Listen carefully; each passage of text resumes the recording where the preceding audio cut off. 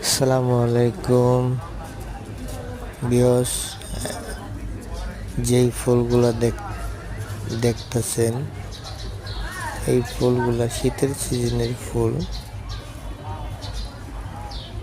ফুলগুলা শুধু এই শীতের সিজনেই হয়। বর্ষাকালে এই ফুলগুলা দেখবেন না, বর্ষাকালে এই ফুলগুলা হয় না। শুধু ফুল গাছের নিচে যে একটা শিকড় থাকে, শুধু ওই শিকড়টাই থাকে, আর সব মরে যায়। এবং এই শিকড়টাই আবার শীতের সময় গাছ হয়ে যায়। গাছ হয়ে যাওয়ার পরে ফুলগুলো ফোটে। এগুলো একটা সিজনালি ফুল,